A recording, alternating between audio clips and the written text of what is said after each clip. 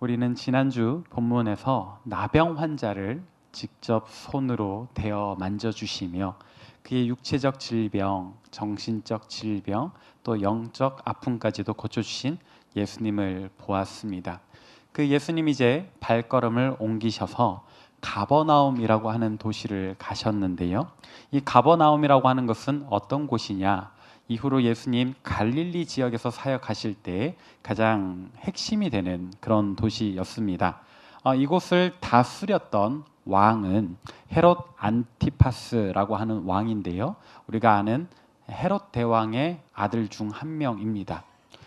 가버나움은 헤롯 안티파스의 영토에 소속되지만 이 안티파스의 배다른 형제 헤롯 빌립보라고 하는 사람의 통치 구역과 맞닿아 있었거든요. 그러니까 국경이라고 생각하시면 돼요.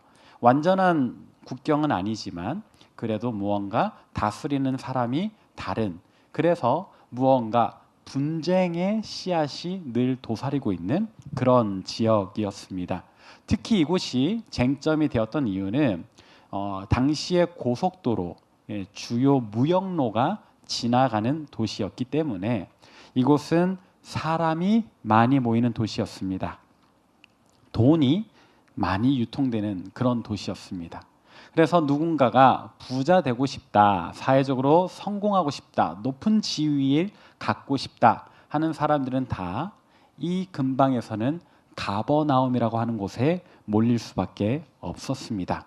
그러다 보니 이 가버나움은 군사적으로 되게 중요한 도시가 되었습니다. 언제든지 왕들 사이에 분쟁이 생길 수 있고 또 사람들이 이렇게 많이 모이니까 그 도시 자체 경제적 의미에서도 이 도시는 중요했다. 그래서 로마는 로마 군대를 파견해서 이 도시를 지켰습니다. 외세로부터 지켰고 또 그 안에서 일어날 수 있는 어떤 반란을 진압하기 위해서 군대를 주둔시켰다. 근데 반란의 측면에서 생각을 해보면 유대인들이 로마 제국의 지배를 벗어던지기 위한 반란일 거 아니겠어요? 그래서 이 지역에 주둔했던 군대는 오늘날에도 전쟁을 하고 있는 저 레바논, 시리아 출신의 병사들로 구성을 했습니다. 레바논과 시리아 병사들이 이 갈릴리 유대인들의 땅에 주둔하고 있으면서 뭔가 유대인들의 심상치 않은 거동을 늘 감시하고 있었다. 뭔가 불온한 것 같은 움직임이 있으면 즉각 무력을 행사했다.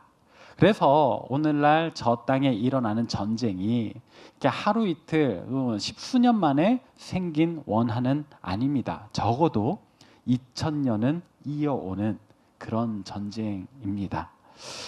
이런 군대를 통솔하는 사람들을 가리켜 백부장이라고 부릅니다. 100명의 군사를 지휘할 권한이 있어서 백부장. 이런 사람들이 몇 명이 부대를 운용하면서 외세를 막고 내부에 있는 반란을 진압했다.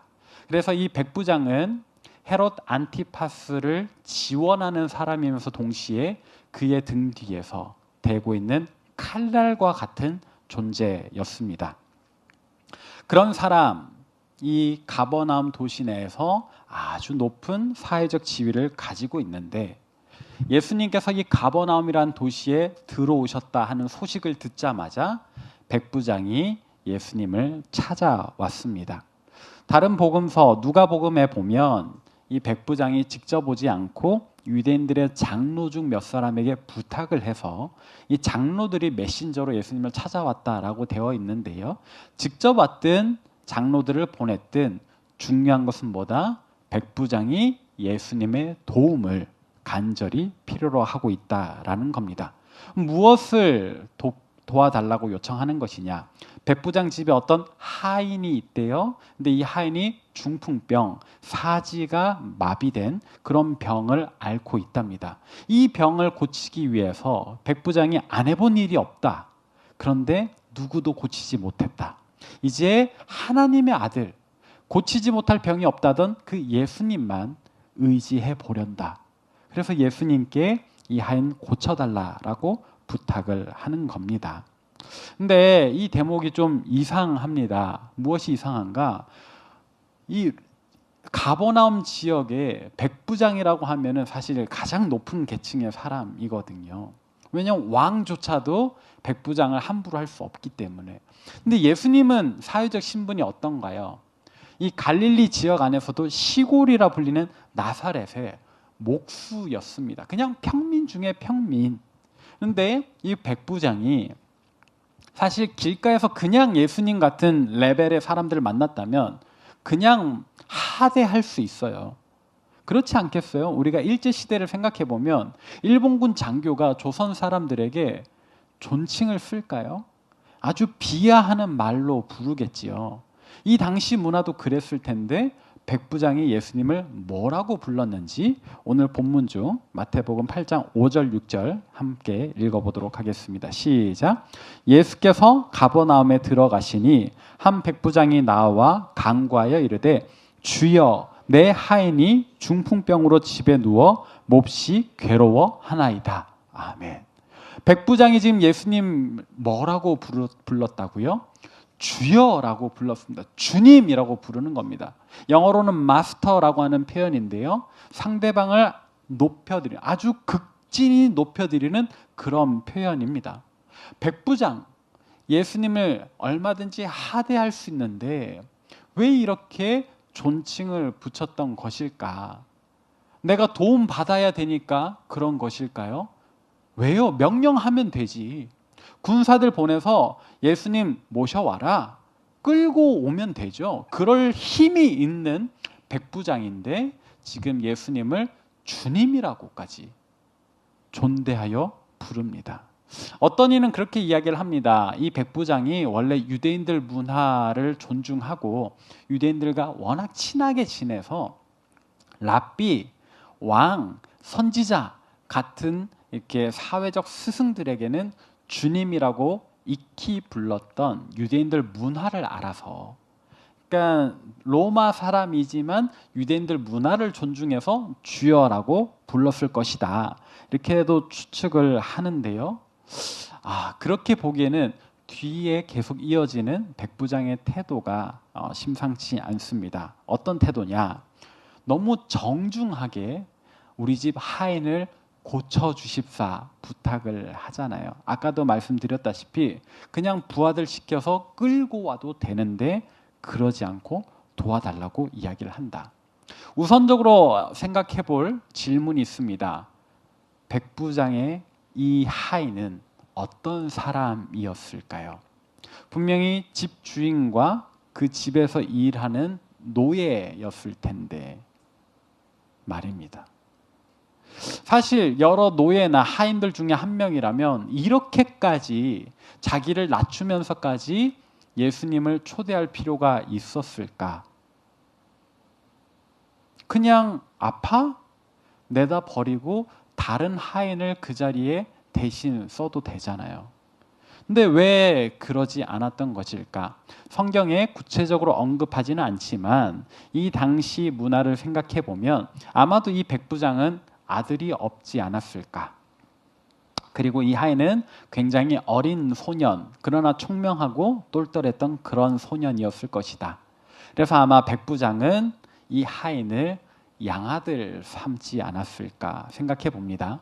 구약 성경에 아브라함이 이삭을 얻기 전에 뭐라고 했습니까? 자기 집 청지기 맡았던 엘리에셀이라는 종을 우리 집안의 상속자로 여긴다라고 하거든요. 왜냐하면 아들이 없으니까 내 많은 재산을 누군가한테는 물려줘야 되는데 그것을 내 하인 중에 가장 신뢰할 만한 사람에게 물려준다라는 거예요.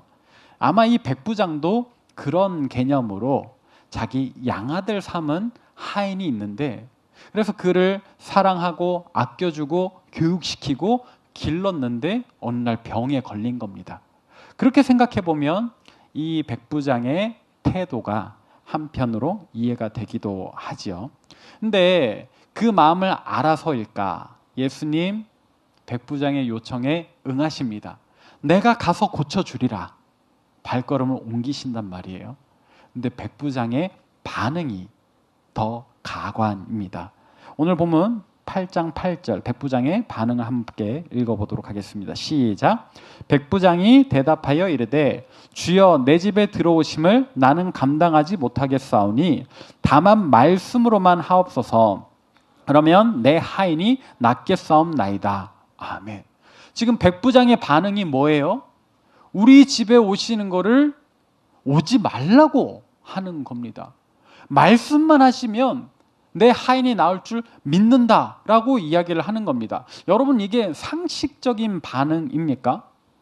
우리 집에 환자가 있어요. 이 환자가 아프다 그러면 의사를 빨리 모셔오고 싶지 않을까요? 여러분들이 정말로 집에 가족이 부모님이나 동생이나 형제나 아프다라고 생각을 해보세요. 밤 10시, 11시라도 진짜 그 의사 집에라도 찾아가고 싶지 않겠어요?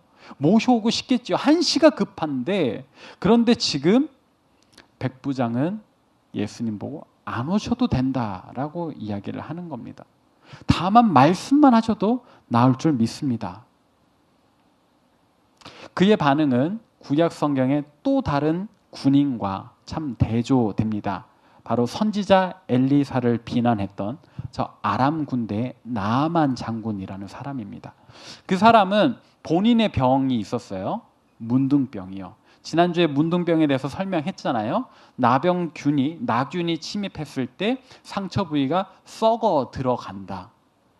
본인의 살이 썩어 들어가는 그 상황 속에서 나아만 장군은 이 병 고치려고 방방곡곡 찾아다녔어요. 근데 병이 낫지 않아. 근데 어느 날 자기가 포로로 잡아들인 한 이스라엘 하인이 이야기를 하는 겁니다. 우리 땅에 저 이스라엘에 하나님의 사람이 있는데 주인님 그 사람한테 가면 나을 수 있을 겁니다. 이 소식을 듣고 나아만 장군이 자기네 왕한테 부탁해요. 아람 왕이 이스라엘 왕에게 편지를 씁니다. 내 친애하는 신하를 보내줄 테니까 고쳐달라고. 이스라엘 왕이 이 편지를 보고 식겁합니다. 아니, 문둥병을 어떻게 고치란 말이냐. 근데 엘리사가 걱정하지 마세요, 보내세요 하거든요. 그래서 나아만 장군이 많은 선물을 준비해서 이 병만 나을 수 있다면 이거 다 줘야지 준비해서 엘리사를 찾아왔는데 엘리사의 반응이 웃깁니다. 문도 안 열어줘요. 그리고 하는 말, 저 앞에 가면 요단강이 있는데 거기서 7번 몸을 씻으십시오. 나아만 장군이 이 이야기를 듣고 뭐라고 반응했는가? 그의 반응, 열왕기하 5장 11절 같이 한번 읽겠습니다. 시작. 노하며 물러가며 이르되 내 생각에는 그가 내게로 나와 서서 그의 하나님 여호와의 이름을 부르고 그의 손을 그 부위 위에 흔들어 나병을 고칠까 하였도다. 나아만이 어떻게 했다고요? 분노해서 돌아서서 집으로 오는 거예요. 내가 여기까지 천리길도 마다하고 왔는데 저 얼굴도 못 봤어. 문도 안 열어줘. 나보고 씻고 가래. 뭐 저런 인간이 다 있나 하는 거예요. 나아만이 이야기를 합니다. 내 생각에는 그가 나에게로 와서 내 앞에 서서 나의 썩어가는 부위를 보고 여기다가 뭐 안수를 하든 하나님께 기도를 하든 그 나름의 치료 행위를 좀 해주고 그렇게 해줄 줄 알고 왔는데 쳐다도 안 봐, 만나주지도 않아. 내가 가만히 있나 보자, 화를 내는 거거든요. 근데 사실 여러분, 이게 상식적이지 않아요? 이게 정상적이지 않습니까? 여러분이 길 가다 넘어져서 발목이 퉁퉁 부었어요. 걷지를 못하겠어. 그래서 정형외과를 찾아갔는데 의사가 문도 안 열어주고 그냥 집에 가서 샤워하고 한숨 자고 일어나세요. 괜찮을 겁니다. 여러분 그 가만히 냅두겠어요? 바로 네이버 평점 1점 누르고 의사가 돌팔이다 쓰지 않겠어요? 이게 정상적인 사람의 반응일 텐데 오히려 이 로마의 백부장은 예수님이 내가 가서 고쳐주겠다 하는데 오지 말라고 이야기를 하는 겁니다. 그는 어째서 이렇게 반응을 했던 것일까? 어떤 이는 같은 이야기를 다룬 이 누가복음 7장을 근거로 이 백부장이 유대인들의 문화를 잘 알아서 원래 유대인들은 이방인들과 같은 공간에 있지 않아요. 자기가 부정해진다고 생각하기 때문에 식사도 같이 하지 않고 그 공간 자체에 같이 있으려고 하지 않아요. 근데 나는 이방인인데 유대인인 예수님 우리 집에 온다고? 에이, 그러면 예수님 좀 곤란해지시잖아요. 안 오셔도 돼요. 이런 차원이었을까?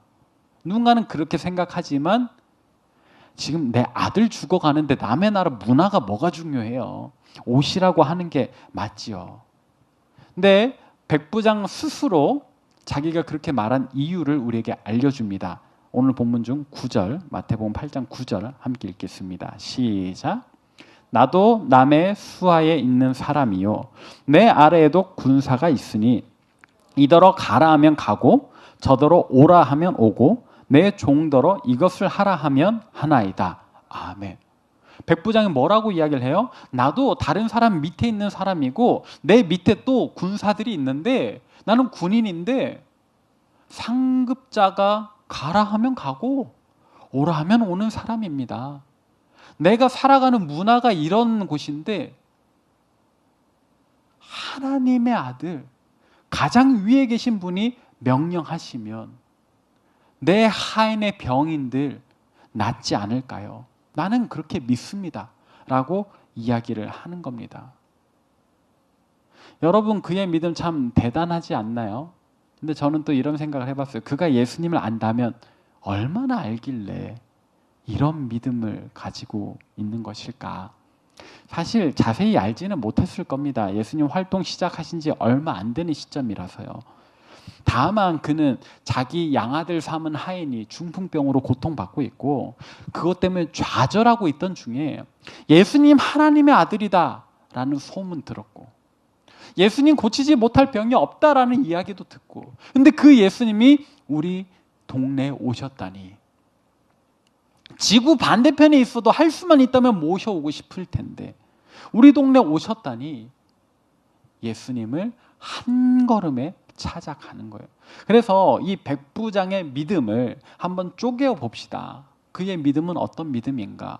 예수님 오셨다. 가버나움에 들어오시자마자 찾아가는 거기에서 우리는 이 백부장의 믿음에 간절함이 있다는 것을 발견하겠고 또 두 번째로 나도 누군가 밑에 있고 내 밑에도 누군가 있는데 시키면 하더라. 가장 높으신 하나님의 아들 그분이 우리 집에 친히 오신다니 이건 너무 부담스럽다, 두렵다 하는 감정이 있는 거예요. 근데 여러분 이렇게 하나님 무서운 줄 아는 감정을 성경은 뭐라고 이야기하느냐? 경외함이라고 이야기를 합니다. 그래서 백부장의 믿음 두 번째 부분은 하나님 경외함이 있는 거예요. 마지막 세 번째는 뭡니까? 주님 우리 집에 꼭 안 오셔도 돼요.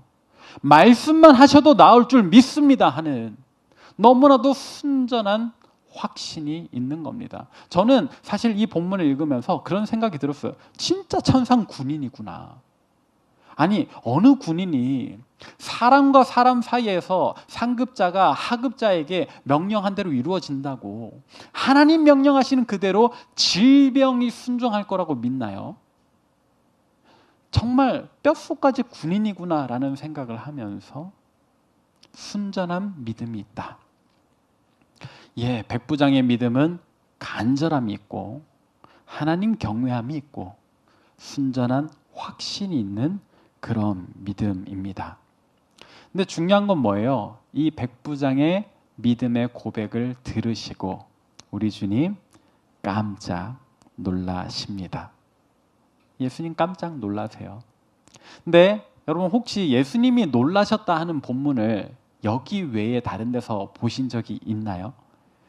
대부분 예수님 말씀하시는 그 교훈과 가르침에 무리가 놀라고 예수님 행하신 기적과 이사에 사람들이 놀라는 거지 예수님 놀라는 장면이 없어요.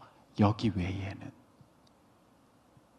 성경 속에서 유일하게 예수님께서 깜짝 놀라시는 장면이 오늘 본문이고 그것은 같은 유대인이 아니라 이 이방인 로마 군대 백부장이었다.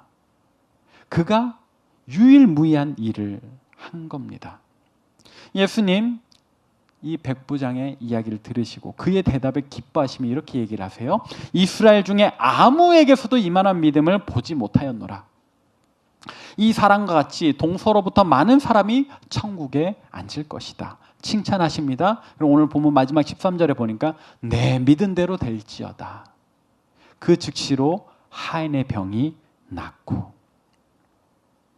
저는 본문을 보면서 막 가슴이 뛰었어요. 나도 이런 칭찬 받고 싶다. 대한민국에서 누구에게서도 준혁이 같은 믿음 보지 못하였노라 하는 그런 칭찬 받고 싶더라고요. 여러분들은 어떠세요? 우리 모두 그런 믿음 갖기를 소망합니다. 근데 오늘 우리의 믿음은 어떤 믿음입니까? 우리 교회 가을을 시작하며 비긴 어게인이라는 주제로 가을맞이 새벽 여행했어요. 언제 한 것처럼 느껴지시나요? 불과 한 달 조금 넘었습니다. 새로운 삶을 향한 순례라는 주제로 김기성 목사님 초청해서 또 귀한 말씀 드렸지요. 이 사경에는 얼마나 오래된 것 같으세요? 한 달도 안 되었습니다. 비긴 어게인, 새로운 삶을 향한 순례, 다 너무 오래된 것처럼 느껴지지 않으시나요? 과연 오늘 우리의 믿음에 이 백부장이 보여준 간절함이 있는가? 오늘 우리의 믿음에 백부장이 보여준 하나님 무서운 줄 아는 그런 경외함이 있는가? 오늘 우리의 믿음에 하나님 말씀하시면 그대로 이루어질 줄 믿는 순전한 확신이 있는가? 만일 그런 믿음 우리가 진짜 가지고 있다면 오늘 이곳 예배에 나오는 여러분들의 발걸음이 신났을 겁니다. 오늘 어떤 은혜를 우리에게 주실까 기대도 되었을 테고요. 설레는 마음이 있었을 텐데요. 만약 그런 감정 없이 습관처럼 이 자리에 나오셨다면 우리는 기도해야 됩니다. 주님, 우리의 믿음 없음을 불쌍히 여겨 주옵소서. 내 마음 메말라 있었군요. 몰랐는데 이 메마른 마음에 성령의 담비 내려주십시오. 그래서 참으로 하나님 경외할 줄 아는 하나님 백성 삼아주시고 우리의 믿음, 이 백부장처럼 순전한 믿음 되게 도와주옵소서. 우린 그렇게 기도해야 합니다. 성경 속의 인물이니까 이 백부장 특별한 케이스처럼 느껴지십니까? 그렇게 생각하지 말기를 바랍니다. 정말로 역사 속에 있었던 이야기이기에 또 사회적으로 높은 지위라서 이런 믿음 가질 수 있었을까? 아니요.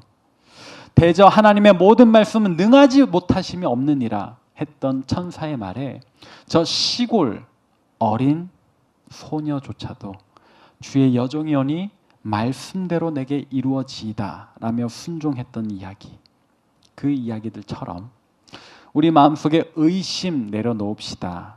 판단도 내려놓읍시다. 정말 하나님의 말씀에는 능하지 못함이 없는 줄 믿으시길 바랍니다. 하나님 경외하는 그런 믿음, 반드시 이루어진다는 순전한 확신의 믿음 갖는 저와 여러분 되시길 바랍니다. 그런데 당장 이런 믿음 없으면 그럼 어떡하나? 갖고 싶은데 안 생기면 어떡하나? 괜찮아요? 누가복음 5장에 보니까 시몬, 안드레, 야고보, 요한, 예수님 이 4명의 제자들을 처음 부르실 때 이야기가 나옵니다.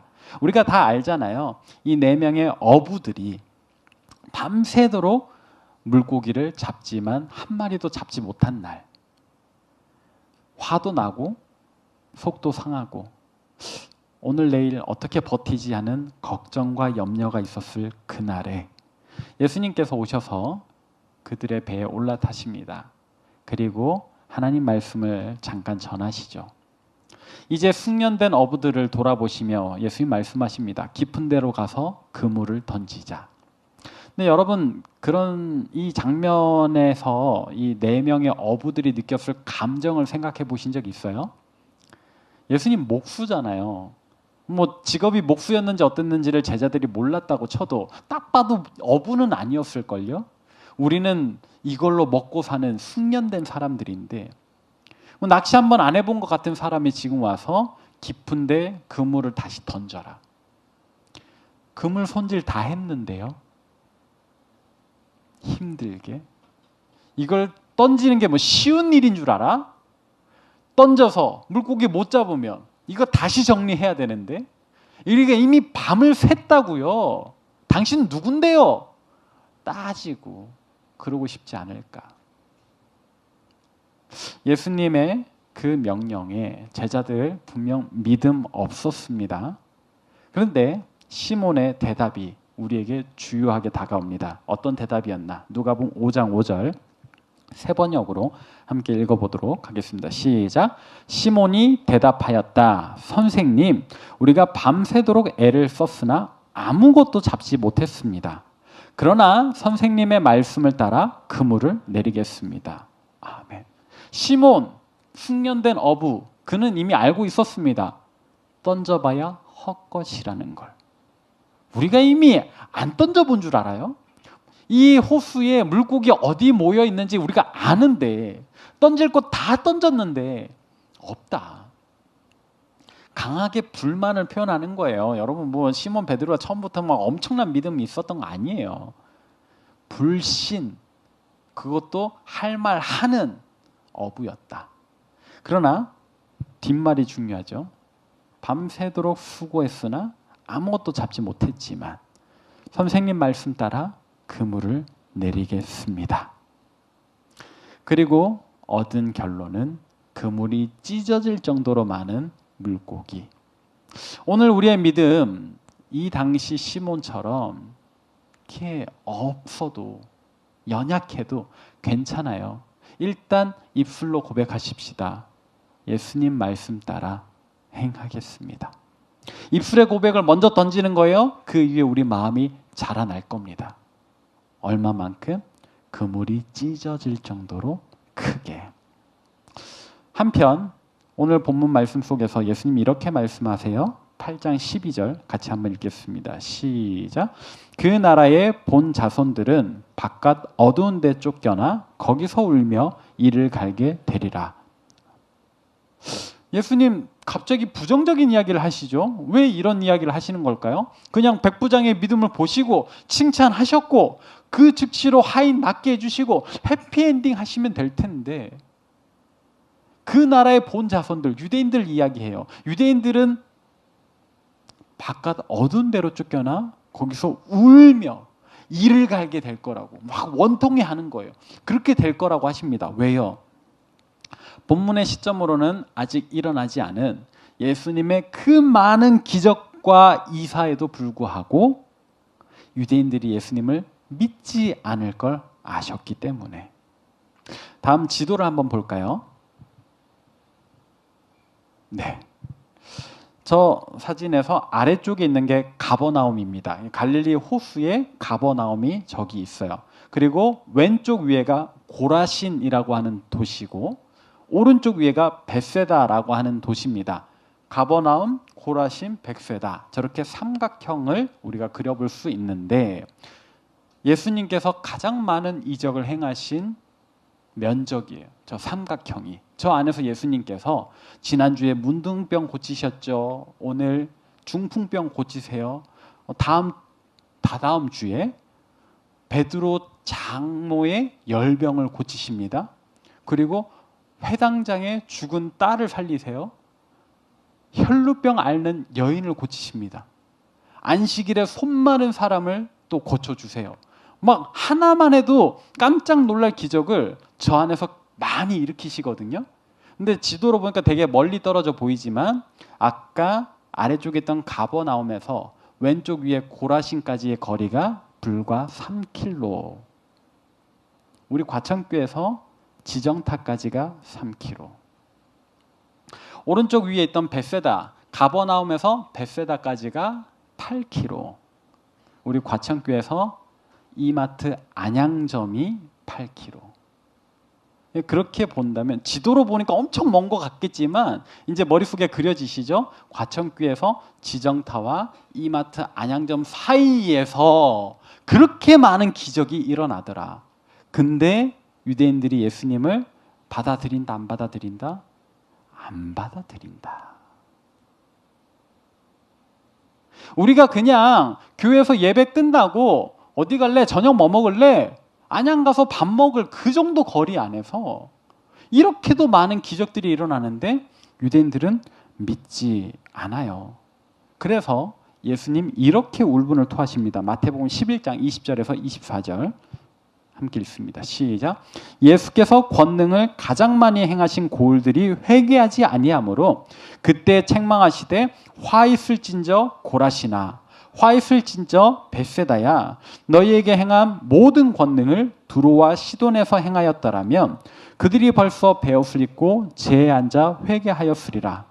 내가 너희에게 이르노니 심판날에 두로와 시돈이 너희보다 견디기 쉬우리라. 가버나움아 내가 하늘에까지 높아지겠느냐 음부에까지 낮아지리라. 내게 행한 모든 권능을 소돔에서 행하였더라면 그 성이 오늘까지 있었으리라. 내가 너희에게 이르노니 심판날에 소돔 땅이 너보다 견디기 쉬우리라 하시니라. 아멘. 뭐 두로 시돈 이런 거 모르셔도 소돔은 아시잖아요. 롯의 이야기로 그 음란함이 가득 차가지고 하나님께서 그냥 불벼락 내려서 멸망시켰던 그 도시, 그런 도시조차도 예수님 행하셨던 이 기적들을 보면은 회개할 거라는 거예요. 근데 아까 고라신, 벳세다 회개 안 한다는 거예요. 가버나움도 회개를 안 한다는 거예요. 예수님 빡이 치신 거예요. 너무 화가 나가지고 화 있을진저 이야기를 하셨다. 그 와중에 때때로 예수님 마음을 기쁘게 하는 사람들이 몇 있기는 했습니다. 하나님 나라를 간절히 소망하며 그 나라 언제 임할지를 묻는 사람들이 있었어요. 예수님께서 이 사람들 긍휼히 여기시는 거예요. 불쌍히 여기시는 거예요. 힘들지. 그러나 내 나라가 곧 임하는데 내가 하늘로 올라갔다가 다시 내려올 때가 있을 거다. 그때까지 낙심하지 마라. 깨어 기도하고 있으라 권면해 주십니다. 근데 그 뒤에 예수님이 약간 자조적인 이야기를 하셔요. 누가복음 18장 8절 후반절 같이 한번 읽겠습니다. 시작. 그러나 인자가 올 때에 세상에서 믿음을 보겠느냐. 하나님 나라 임할 거야. 내가 하늘로 올라갈 건데 십자가 고통 당하고 나서 죽었지만 부활하고 하나님 나라 갔다가 내가 다시 올 거야.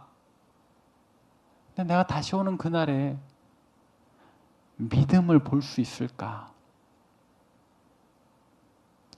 우리 주님 좀 씁쓸한 어조로 이야기를 하셨거든요. 근데 여기에 대해서 누군가는 대답을 해야죠. 내가 인자가 올 때 세상에서 믿음을 보겠느냐? 예수님 질문하셨잖아요. 대답해야 됩니다. 누가요? 우리가요. 저와 여러분이요. 어떤 대답이요? 우리 주님 기뻐하실 대답. 아니 우리 주님 깜짝 놀라실 대답이요.